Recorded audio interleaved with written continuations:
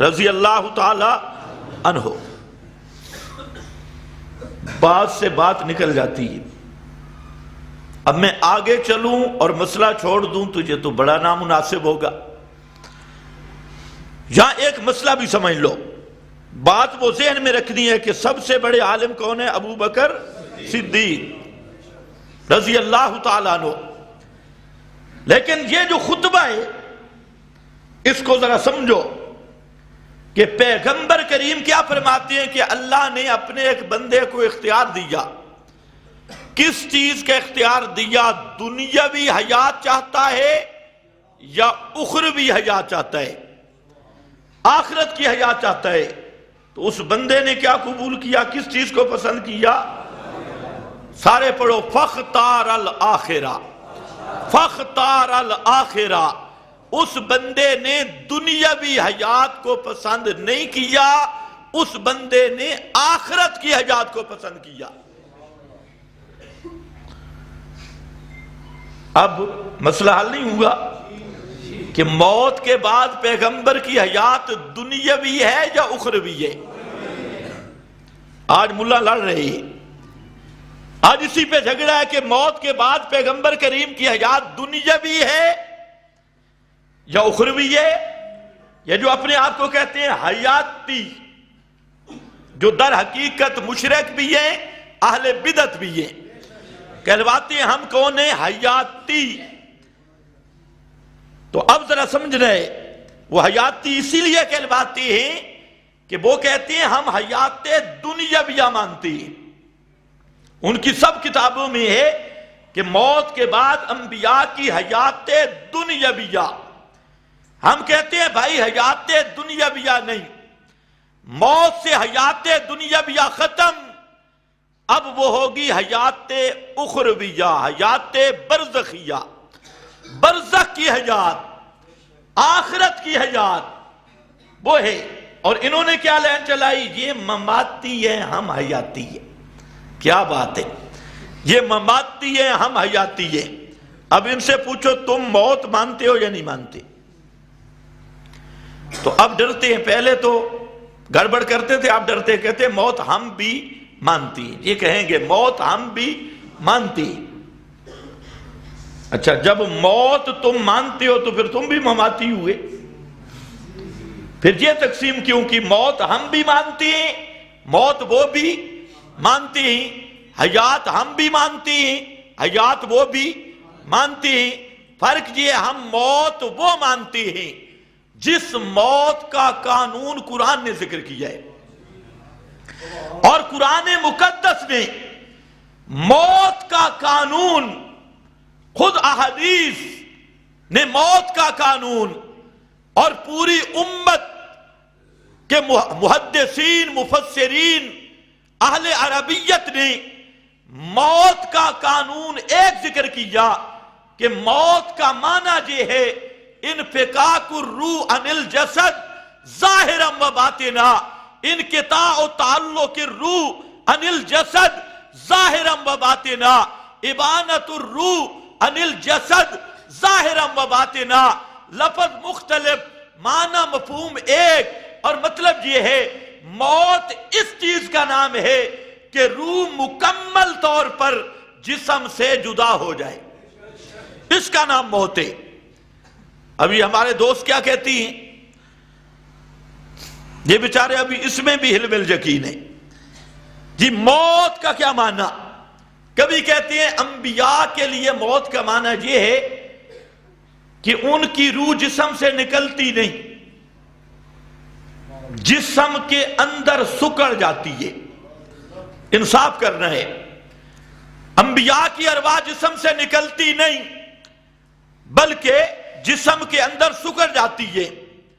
اس پر مثال دیتی ہے کہ جس طرح ایک چراغ ہو اور اس کو برتن میں رکھ دیا جائے تو پہلے چراغ کی روشنی پھیلی ہوئی تھی، اب اس کو برتن میں رکھ دیا تو چراغ کی روشنی وہ کٹھی ہو جائے گی، سمٹ جائے گی۔ تو اسی طرح انبیاء کی ارواح وہ دل کے اندر روک لی جاتی ہیں، اس کو وہ کہتی ہیں حبس روح۔ کیا بولتے ہیں؟ حب سے روح، کہ روح اندر حبس ہو گئی، رک گئی، باہر نہیں نکلی۔ ایک ان کا نظریہ یہ ہے حب سے روح والا، اور اس بزدل اتنے ہیں کہ یہ عام بیان نہیں کرتے، کبھی کبھی بیان کرتے ہیں، خواص میں، کتابوں میں یہ لکھا ہے۔ دوسرا وہ کہتے ہیں روح نکلتی تو ہے لیکن کرنٹ باقی رہتا ہے، روح نکل گئی لیکن کرنٹ باقی ہے۔ میں نے کہا روح نکلے کرنٹ باقی، اس کا نام موت نہیں، یہ موت نہیں ہے، موت ہے ابانت الروح عن الجسد ظاہرا و باطنا۔ جب تک روح کا کرنٹ جسم سے ختم نہ ہو، شریعت میں اس کو موت نہیں کہتے۔ موت نام ہے روح کا جسم سے بالکل یا جدائی اور کرنٹ کا ختم ہو جانا۔ پھر کچھ کہتے ہیں روح ایک دفعہ نکلی، یہ بڑے بڑے ملا ہیں، ایک دفعہ نکلی، اللہ نے روح مبارک سے پوچھا کہ جنت میں رہے گی؟ تو فرمایا نہیں۔ اللہ نے فرمایا عرش پہ رہے گی؟ فرمایا نہیں۔ تو اب ذرا دیکھنا، کہتے ہیں کہ چونکہ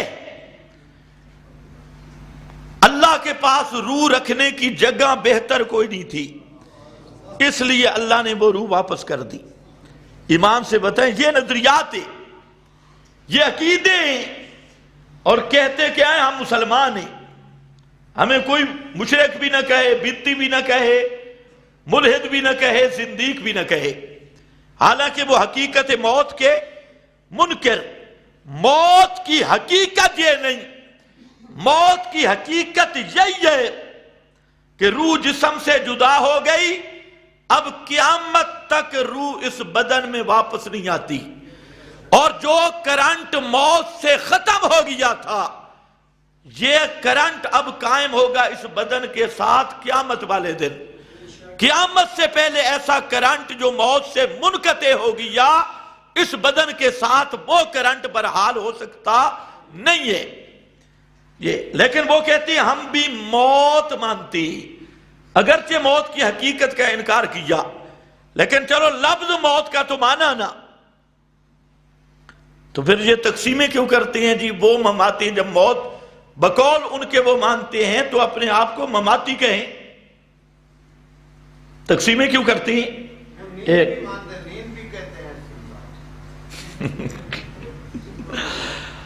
بابا کہہ رہا ہے، وہ کہتے ہیں نیند بھی ہے، وہ ان کی موت نیند سے بھی ہلکی ہے،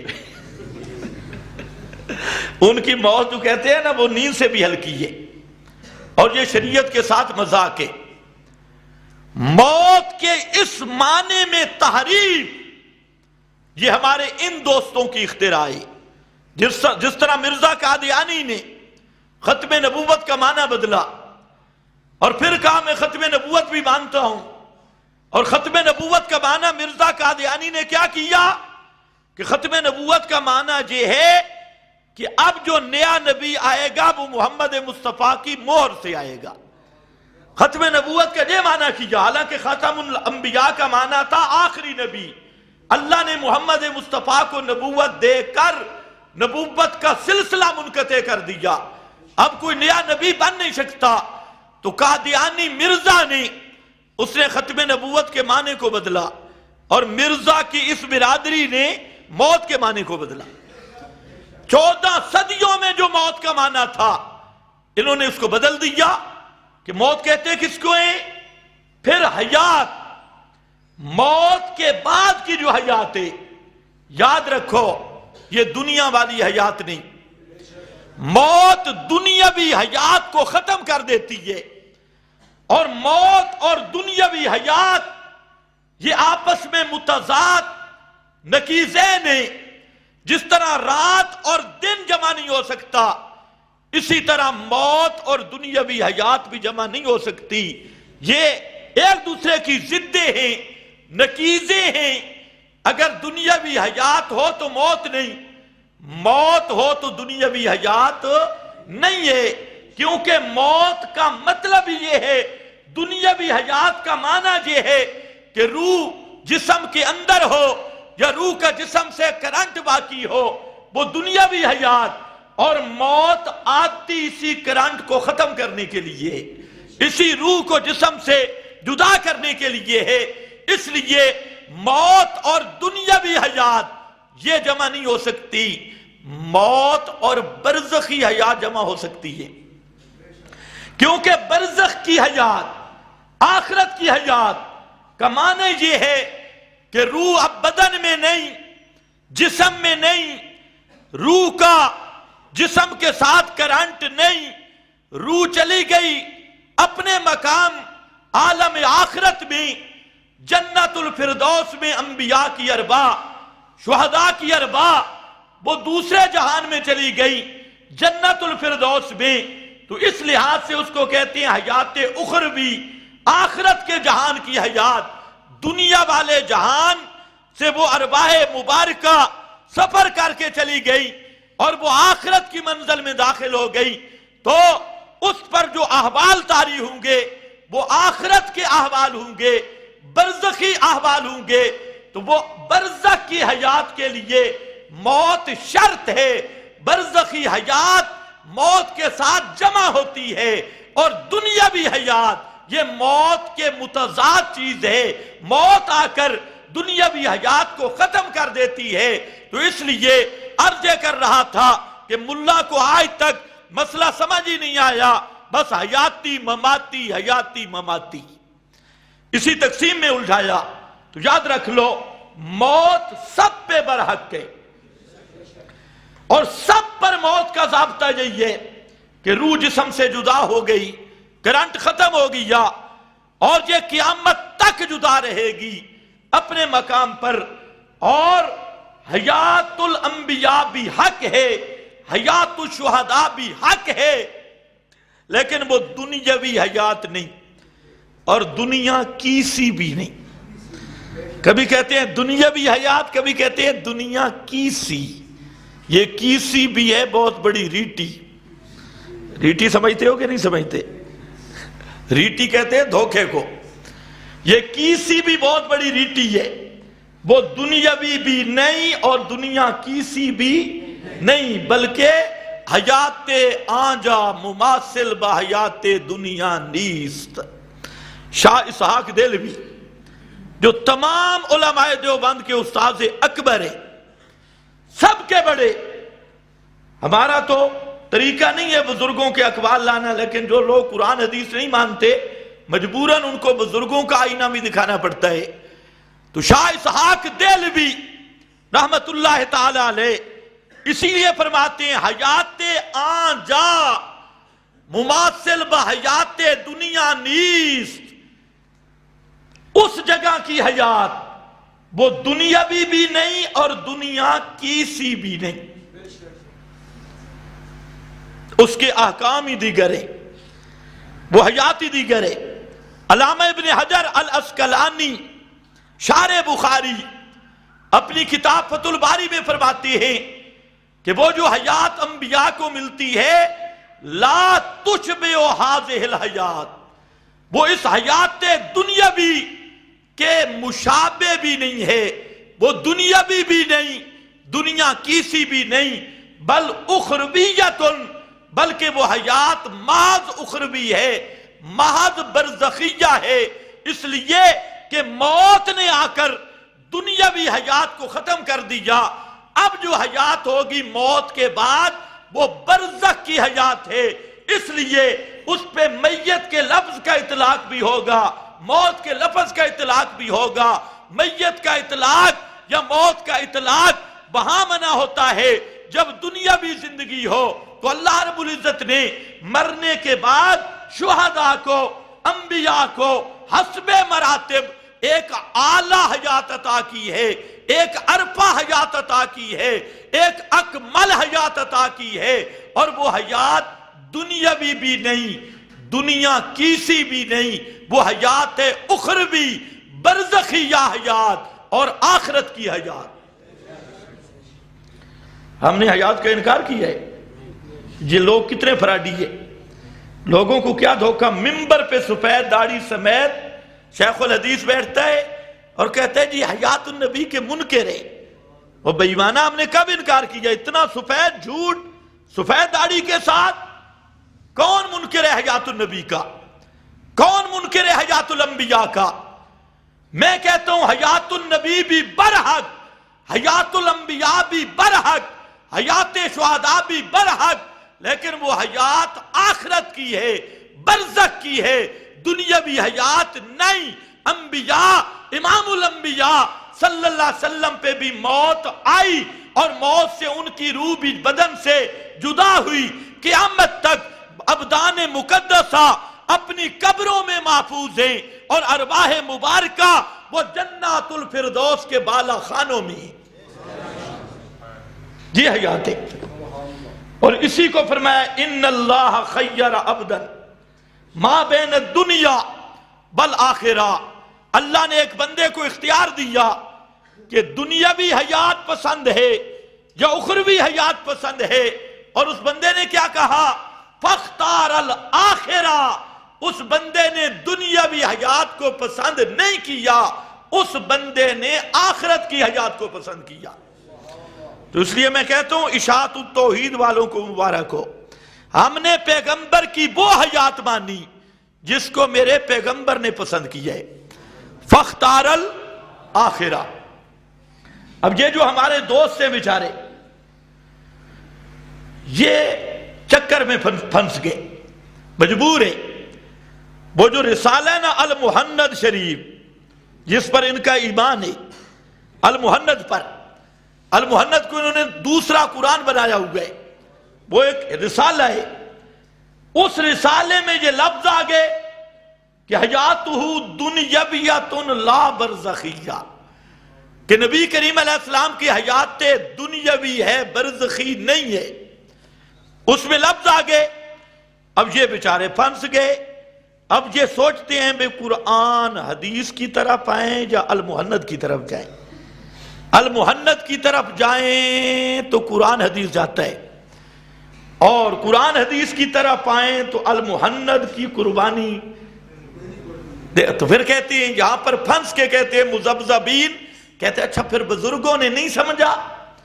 تو ہم کہتے ہیں تمہارے عقل میں بھوسا بھرا ہوا ہے، آخر تم 8 10 سال پڑھ کے مدارس کی روٹیاں کھا رہے ہو اور یہ سارے قوانین بھی پڑھتی ہو۔ خدا کا قرآن کس مرض کی دوا بن کے آیا؟ پیغمبر کریم کی سنت وہ کیوں آئی؟ اگر قرآن نہیں ماننا، بزرگوں اور پیغمبر کی سنت، صحابہ کا اجماع نہیں ماننا، تو پھر صاحب کیوں اپنے آپ کو مسلمانوں کا لیبل لگایا؟ صاحب کہو کہ ہم کرشن گینیا کی اولاد ہے، کسی اور کی ہے، ہمارا اسلام کے ساتھ تعلق نہیں۔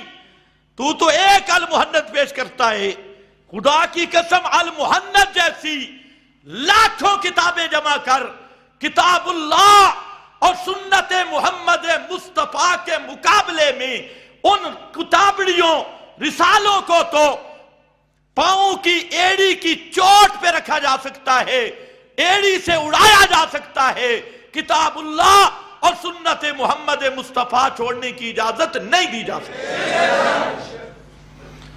پھنس گئے جی، بزرگ لکھ گئے۔ ایک آدمی نے بیوی کو خط لکھا اور کہا کہ بیوی نے کہا میں بیوہ ہو گئی ہوں۔ کیا بولتے ہو بیوہ کو؟ جس کا خامد مر جائے۔ اب اس نے خط دیکھا تو رونے لگ گیا۔ کسی نے پوچھا کیوں؟ کہتے ہیں میرا نقصان ہوا، میری بیوی بیوہ ہو گئی۔ اس نے کہا تو بیٹھا جو ہے، اس نے کہا وہ تو ٹھیک ہے لیکن آخر یہ لکھا ہوا بھی ہے، خدا کی قسم جیسی مغالطہ بھی۔ یہ دیکھتے ہیں قرآن تو ٹھیک کہتا ہے، سنت ٹھیک کہتی ہے، لیکن کیا کریں؟ المحند میں بھی تو آخر لکھا ہے نا، المحند کو میں بھی لکھا ہے۔ میرا دوست قیامت کے دن المحند کا سکہ نہیں چلے گا، وہاں سکہ رب کے قرآن کا چلے گا یا محمد عربی کے فرمان کا چلے گا۔ یہ المحندیں شہندیں رہ جائیں گی، یہ بزرگوں والے رسالے شسالے یہ رہ جائیں گے۔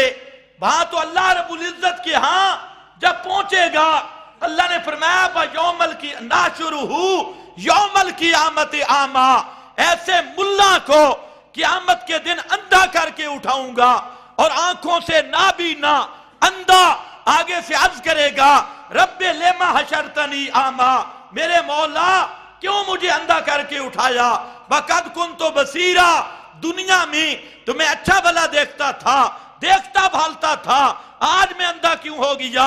اللہ فرمائیں گے کذالک اتتک آیاتنا فنسیتہا، اے ظالمہ تیرے پاس آیا اتتک، میرا قرآن تیری الماریوں تک آیا تھا، میرا قرآن تیرے گھر آیا تھا، اور قرآن سنانے والے تجھے سناتے رہے، فنسیتہا، تو نے میرے قرآن کو بھلا دیا، قرآن کا مسئلہ نہیں مانا، بزرگوں کے اقوال، جھوٹی روایات، من گھڑت قصے، خواب، فلانے بزرگ نے لکھا، فلانے نے لکھا، فنسیتہا، اے ترکتہا، اے ظالم انسان تو نے میری کتاب کو چھوڑ دیا اور اس کے قریب نہیں آیا، کذالک الیوم تنسا، جس طرح دنیا میں تو نے میری کتاب کو رلا دیا، آج میری رحمت نے بھی تجھے بھلا دیا اور جہنم میں رلا دیا۔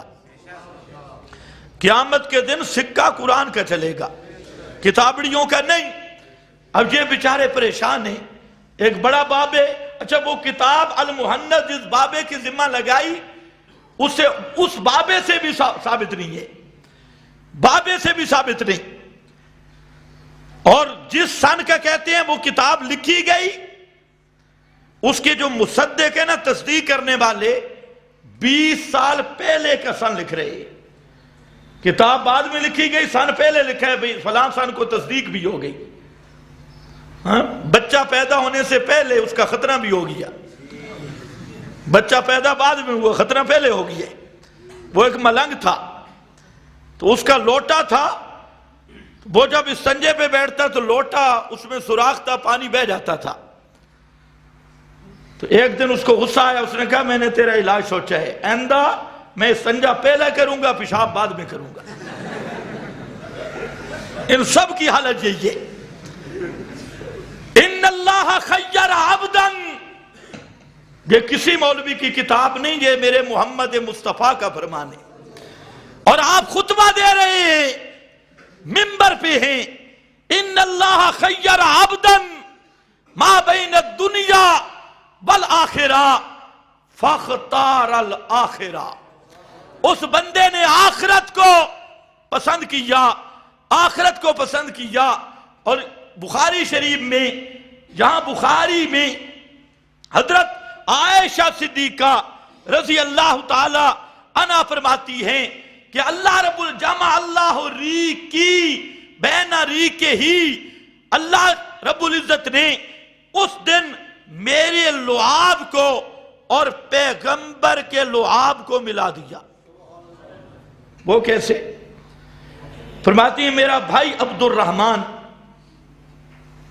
یہ آیا، اس کے ہاتھ میں مسواک تھا،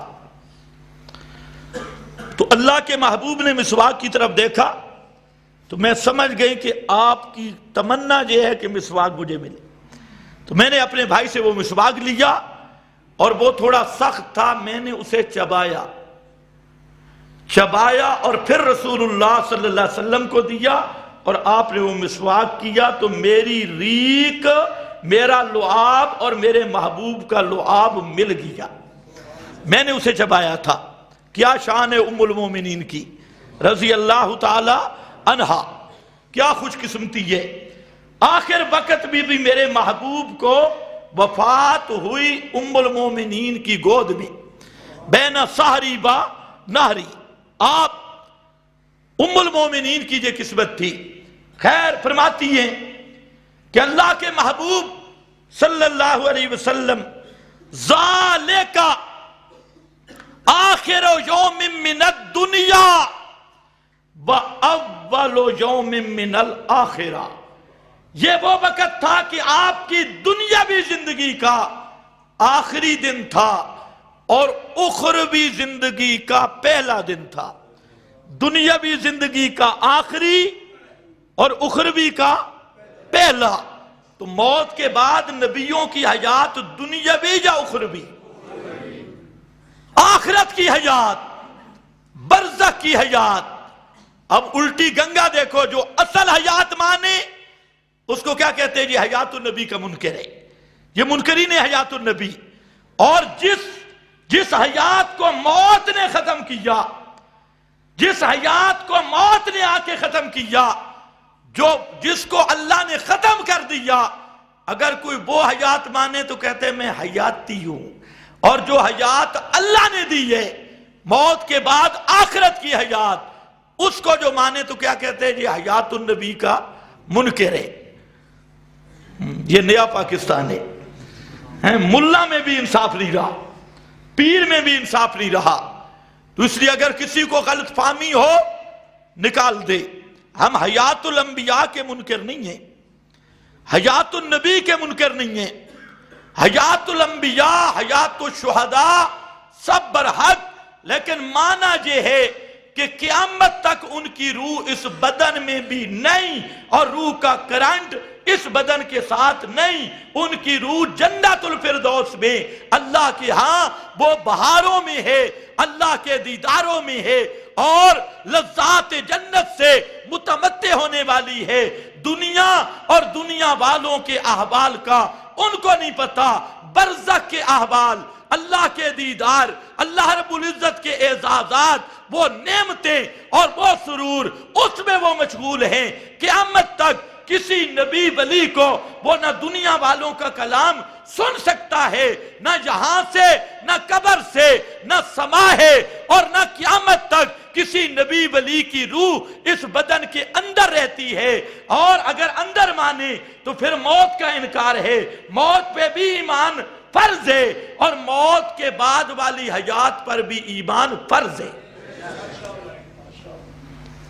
اچھا، ایک اور حدیث یاد آ گئی، بخاری شریف۔ یہ لوگوں کو کیا دھوکہ دیتی؟ چند 6 روایتیں، کتنی؟ 6 روایتیں انہوں نے اٹھائی، اور وہ بھی سیاہ ستہ سے باروں بار 6 روایتیں اٹھائی، اور لوگوں کو کیا دھوکہ دیتی ہیں؟ اور جی ہمارے پاس حدیث ہے، حدیثی ہے، اور وہ 6 روایتیں بھی ان کے مذہب پہ منطبق نہیں ہوتی۔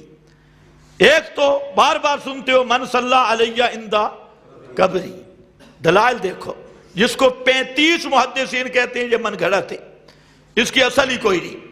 اور الانبیاء احیاء فی قبورہم، ان سے صرف اتنا پوچھ لو بھئی سیاہ ستہ والوں کو ملی ہے؟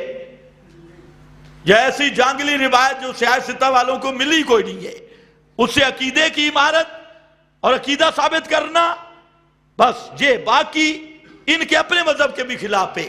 کبھی کہیں گے ان اللہ حرم علی الارض ان تاکل اجساد الانبیاء، اللہ نے زمین پہ حرام کر دیا کہ انبیاء کے جسموں کو کھائیں، تو میں نے کہا پھر کیا ثابت ہوگا؟ اس سے حیات ثابت ہو جائے گی۔ حضرت عزیر کا جسم جو محفوظ رہا 100 سال تک، تو اس میں حیات تھی؟